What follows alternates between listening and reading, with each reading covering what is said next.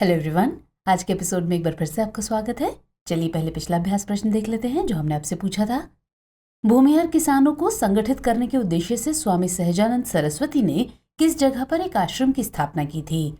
आपके ऑप्शंस थे ए बिहटा, बी सोनपुर, सी कहलगांव, डी अन्नवारी क्षेत्र या फिर ई उपयुक्त में से कोई नहीं या उपयुक्त में से एक से अधिक। तो इसका सही जवाब था ऑप्शन ए बिहटा। चलिए इसका विश्लेषण देखते हैं। भूमिहर किसानों को संगठित करने के उद्देश्य से स्वामी सहजानंद सरस्वती ने बिहटा में एक आश्रम की स्थापना की थी।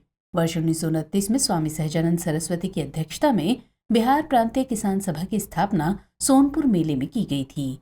इसका सचिव श्री कृष्ण सिंह को बनाया गया।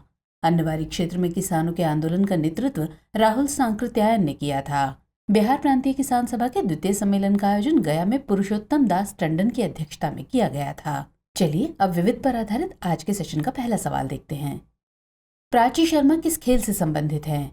ए फुटबॉल, बी पोल वॉल्ट, सी तीरंदाजी, डी बास्केटबॉल या फिर ई उपयुक्त में से कोई नहीं या उपयुक्त में से एक से अधिक। तो सही आंसर है option A softball. Prachi Sharma softball खेल से संबंधित हैं और वर्तमान में वो सॉफ्टबॉल एसोसिएशन ऑफ बिहार के महासचिव पद पर आसीन हैं। चलिए अगला सवाल। पितृपक्ष मेले का आयोजन कहाँ किया जाता है? भागलपुर, नवादा, गया, जहानाबाद या फिर उपयुक्त में से कोई नहीं या उपयुक्त में से एक से अधिक।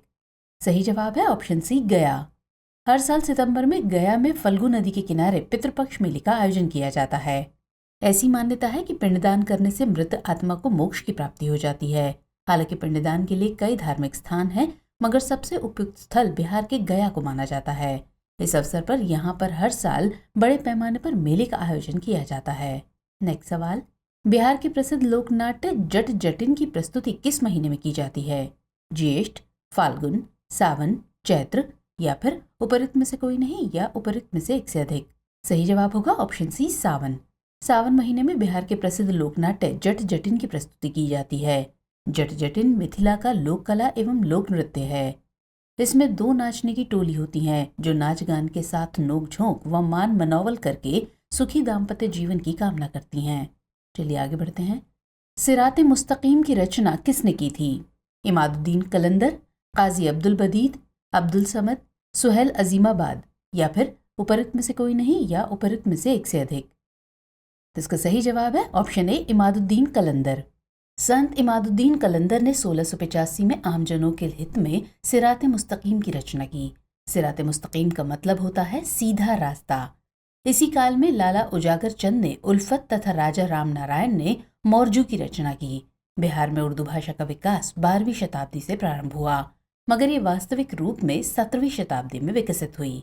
चलिए अगला सवाल देखते हैं। अशोक के गुरु उपगुप्त कहाँ के निवासी थे? गया, मथुरा, तक्षशिला, पाटलिपुत्र या फिर उपयुक्त में से कोई नहीं अथवा उपयुक्त में से एक से अधिक। सही जवाब है ऑप्शन बी मथुरा।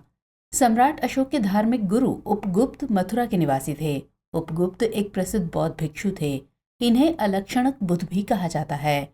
उत्तरी बौद्ध परंपरा के अनुसार ये सम्राट अशोक के धार्मिक गुरु थे और इन्होंने ही अशोक को बौद्ध धर्म की दीक्षा दी थी।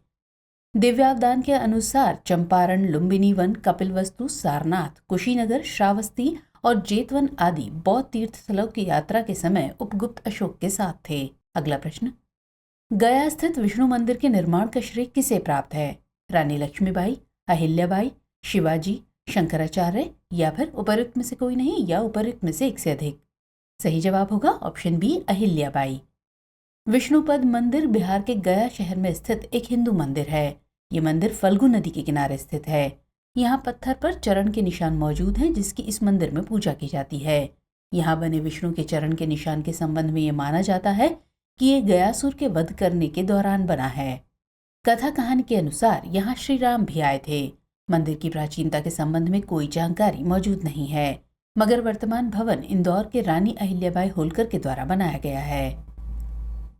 आगे बढ़ते हैं। भोजपुरी का शेक्सपियर किसे कहा जाता है? केदारनाथ मिश्र को, बिस्मिल्लाह खां को, भिखारी ठाकुर को, रघुबीर लाल को या फिर उपयुक्त में से कोई नहीं या उपयुक्त में से एक से अधिक। तो इसका सही उत्तर है ऑप्शन सी भिखारी ठाकुर।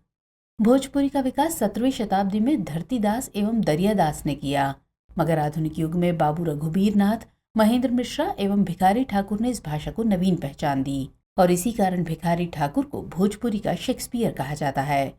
भिखारी ठाकुर की सबसे प्रसिद्ध कृति विदेसिया है। भिखारी ठाकुर तत्कालीन बिहार झारखंड के महान लोक कलाकार हैं। अगला प्रश्न, 1924 ईस्वी में द पटना टाइम्स का प्रकाशन किसके द्वारा आरंभ किया गया?